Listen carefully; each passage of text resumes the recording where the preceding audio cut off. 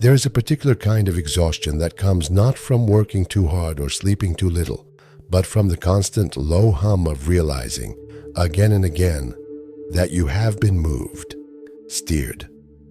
That somewhere between the morning and the evening you made choices that did not feel like yours, said things you did not quite mean, reacted in ways that left you hollow afterward, wondering who exactly was in charge. You know this feeling. It is not dramatic.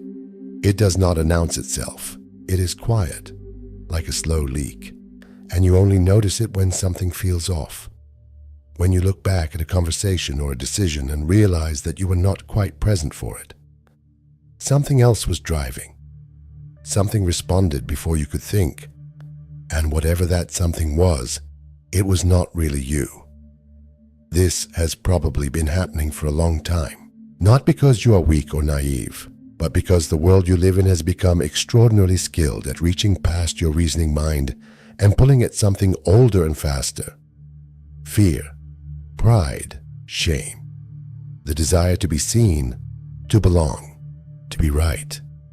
These are not character flaws. They are the very substance of human experience. But they are also levers, and certain forces, certain systems, certain people know exactly where to find them. You have tried to defend yourself. You have read the articles about logical fallacies and cognitive biases. You have told yourself to slow down, to think more critically, to not react immediately. And still, somehow, you find yourself shaped by things you did not consciously choose, still responding, still moved. And the frustration of that, the sense of being perpetually a half step behind your own intentions, can feel like a form of quiet defeat. But here is what I want to suggest to you today. And it is not a technique or a strategy or a list of mental habits to practice.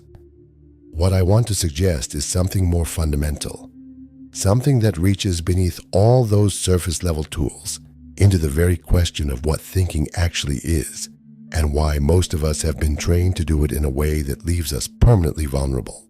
The philosopher Hannah Arendt spent her life studying exactly this territory, not manipulation in the obvious sense, but the deeper question of what happens to a human mind when it stops genuinely thinking, when it operates on habit and reflex and borrowed categories rather than real encounter with the world. And what she found is both disturbing and, if you are willing to sit with it, quietly liberating. Because the antidote to manipulation is not more information, and it is not better arguments, and it is not willpower. It is something far stranger, far more demanding, and far more essentially human than any of those things. If this is opening something up for you, I invite you to subscribe. I come back to these questions every week, and I would be glad to have you along. Let us begin with what thinking actually is, because I suspect it is not what you have been told. Most of us grew up with an implicit model of thinking that looks something like this. Information enters through the senses, the mind processes it, a conclusion is reached, and action follows.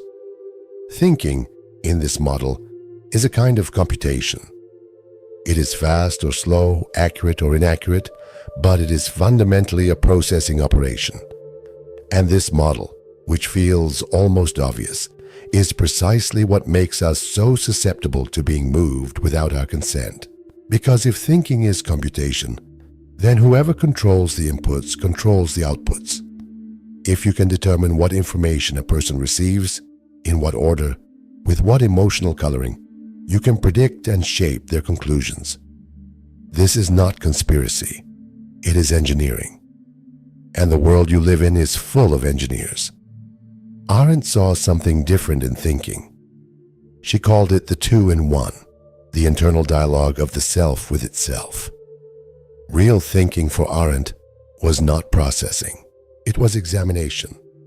It was the capacity to step back from what is immediately appearing to you, to hold it up, to turn it around, to ask not only what is this, but what does it mean? What does it assume? What is it asking me to believe? What would be lost if I took it seriously? This kind of thinking is slow by definition. It cannot be rushed without ceasing to be itself. And it requires something most of us have been quietly trained to avoid: genuine uncertainty, the willingness to not know for a sustained period before reaching any conclusion. This is harder than it sounds. We live in an environment that treats uncertainty as a problem to be solved, a gap to be filled, a weakness to be overcome. Information comes at you in a format specifically designed to feel complete. The headline tells you what to feel. The image confirms it. The comment section shows you what everyone else has already concluded. By the time you have encountered a thing, the emotional and social work of deciding how to respond to it has already been done for you. All that remains is for you to sign on. And most of the time, without noticing, you do. Not because you are foolish, but because the pressure of the environment is simply too constant and too fast for genuine examination to occur. You are always slightly behind the stimulus, always catching up, always reacting to something that has already shaped itself before your real mind could arrive. I want you to sit with a question for a moment. Think of the last time you felt genuinely outraged about something you read or heard. Not background frustration, but real, sharp anger. The kind that wanted to speak, to share, to act. Now ask yourself, at what point in that sequence did you actually stop and examine the thing? When did you pull back from the feeling and ask yourself what you actually know about this? What you would need to know before the feeling was justified? What might be missing from the picture being offered to you? If you are honest, the answer is probably that the examination, if it happened at all, came after the reaction. The feeling came first. The justification followed, and this is not a failure of character. This is the default mode of a mind that has never been taught what thinking actually requires. I know how isolating it can feel to notice this pattern in yourself, to realize that you have been reactive in ways you did not choose, that you have been moved by things that, on reflection, you are not even sure you believe. Many people watching this have never quite put words to this discomfort, this sense of being slightly out of sync with their own responses.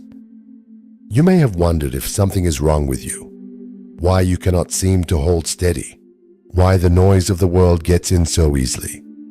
If that is where you are right now, I want you to share that in the comments below. Not to perform vulnerability, but because naming this honestly, out loud, is itself a small act of reclaiming yourself. How long have you felt this way, that your mind is not entirely your own? If words feel difficult, just type this: I am learning to think again.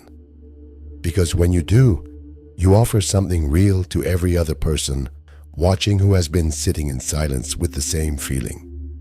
Here is what Arendt understood that most self-help approaches to critical thinking miss entirely.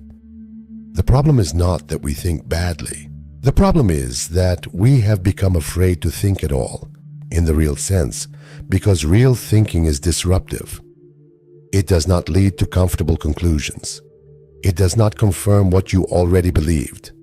It does not give you the satisfaction of certainty. Real thinking, genuine examination, tends to make things more complicated, not less.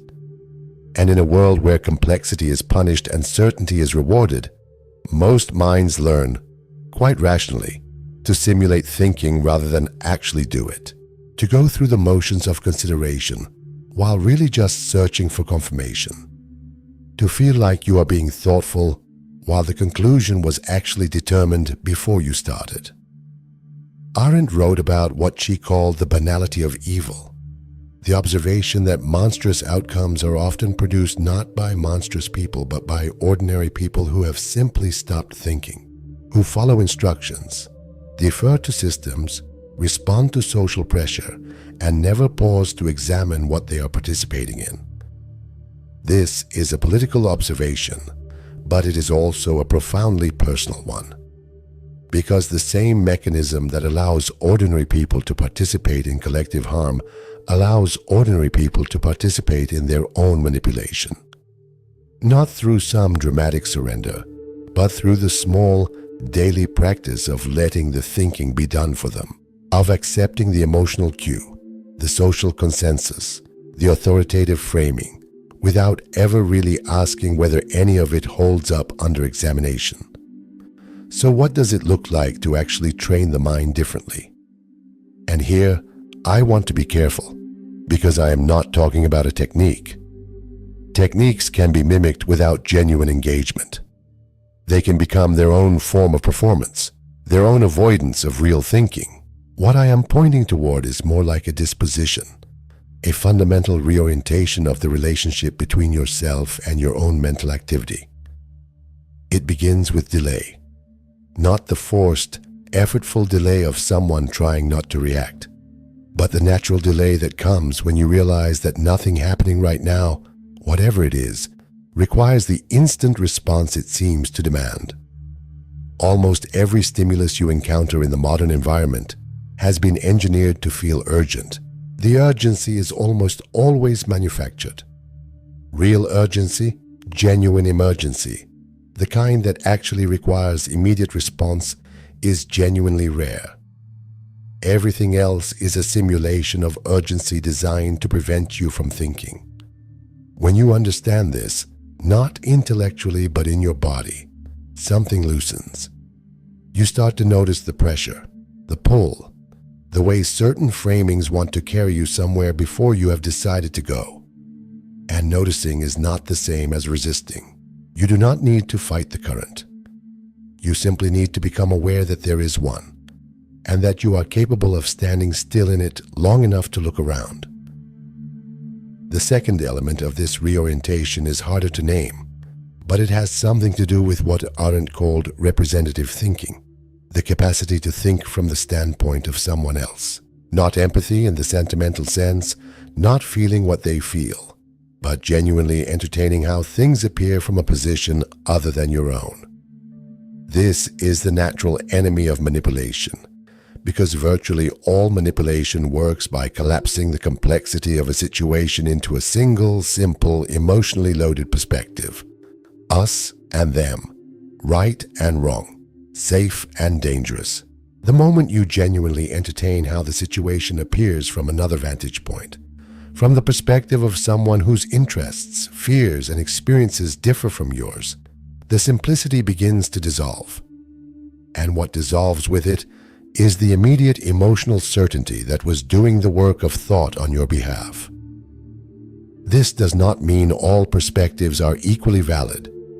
It does not mean refusing to take positions or declining to act. Arendt was not a relativist. She believed deeply in judgment and in the importance of taking stands. But she also understood that genuine judgment, the kind that can actually be trusted, can only emerge from a mind that has genuinely examined the territory, that has entertained difficulty and uncertainty and complexity without rushing to resolve them. A mind that has not done this work is not actually judging. It is simply registering preformed conclusions with the emotional texture of judgment. And preformed conclusions are exactly what manipulation requires. If what you are encountering here feels like something worth returning to, consider subscribing and becoming part of this ongoing conversation. There are many people doing this work, sitting with these questions, learning to think more genuinely, and it helps not to do it alone. I would be honored to have you here every week as we keep pulling on these threads together. There is a third element I want to name, and it is perhaps the most counterintuitive. It is the willingness to be wrong. Not in the self-flagellating sense, not the performance of humility that is actually a more sophisticated form of seeking approval, but the genuine, unguarded acceptance that your current picture of things is almost certainly incomplete, and that the incompleteness is not a problem to be solved, but a permanent condition of being a finite creature in a complex world. The mind that cannot tolerate being wrong becomes rigid. It defends its positions not because the positions have been examined and found sturdy, but because questioning them feels too threatening. And a rigid, defensive mind is extraordinarily easy to manipulate, because manipulation does not need to change your beliefs. It only needs to use your beliefs as leverage to find the place where your certainty makes you predictable and pull. The mind that has made peace with uncertainty is a different kind of instrument entirely.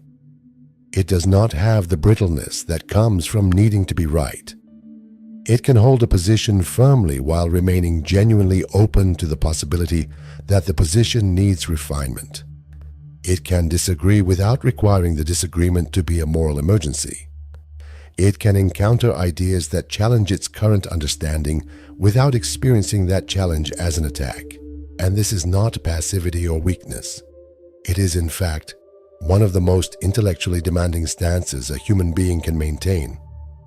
It requires the ongoing willingness to examine, to question, to revise, to stay in the discomfort of not yet knowing, rather than reaching for the false relief of premature certainty. Arendt wrote once that thinking is a habit that humans can acquire, but only if they want it badly enough to pay the price of self-examination. The price is real. When you genuinely begin to think, when you stop letting the environment do your thinking for you, you will discover that some of what you believed is less solid than you thought. Some of your certainties will begin to feel more like inheritances than conclusions, positions you absorbed rather than arrived at. This can be unsettling, but it is also the beginning of something genuinely yours, because a belief you have examined, questioned, and still found worth holding is a belief in an entirely different category from one you simply received. It belongs to you in a way that received beliefs never can. And a mind full of genuinely examined beliefs is, by definition, a mind that cannot be easily redirected by whoever controls the information environment. I want to return to where we began, to that particular exhaustion, that sense of being moved without your consent, of choices that do not feel like yours. What I hope you can begin to see is that this experience is not evidence of weakness. It is evidence of a mind that was never given the conditions it needed to do its real work. The conditions are not complicated. They require time, the willingness to slow down and actually examine. They require uncertainty, the courage to not know before you conclude. They require encounter, the genuine engagement with perspectives that differ from your own. And they require honesty, the ongoing practice of asking yourself whether what you believe has actually been examined or simply inherited. None of this produces a mind that is immune to influence. That is not the goal, and it would not be desirable if it were possible. We are social creatures, deeply shaped by each other, and that shaping is part of what makes us human. What genuine thinking produces is a mind that knows when it is being influenced, that can feel the current and decide consciously whether to swim with it or stand still. A mind that remains, finally and essentially, its own. That, I think, is what freedom actually means at the level of the individual. Not independence from the world, but genuine presence within it. Not the absence of being moved, but the capacity to know when you are moving and when something else is doing the moving for you. If what we have explored here today resonates with something you have been reaching toward, something you have felt but perhaps not been able to name, I want you to know that you are not alone in this search. There are many of us doing this work, learning, slowly and imperfectly, to think more genuinely, to be less reactive, to encounter the world with more presence and less automaticity. I make these videos for people who are not satisfied with surface answers, who want to understand rather than simply feel better temporarily, who are willing to sit with difficulty because they sense that the difficulty is where something real is hiding. If that describes you, consider subscribing, not because you need another thing to follow, but because this kind of inquiry deepens when it is shared, when other people are pulling on the same threads and occasionally finding something worth holding up to the light. I will be here every week, and I would genuinely be honored to have you here as part of this community. Leave a comment below telling me what in this conversation opened something up for you. I read every single one, and your reflections often illuminate things I had not yet seen. The mind that thinks is the mind that is free. not free from influence or from error or from the fundamental difficulty of being human, but free in the only sense that finally matters, present to itself, awake to its own activity, capable of genuine encounter with whatever the world presents. You already have everything required for this. The capacity was never missing. It was only waiting, as it has always been, for the conditions that allow it to unfold. And those conditions, unlike so much else in life, are entirely within your power to create.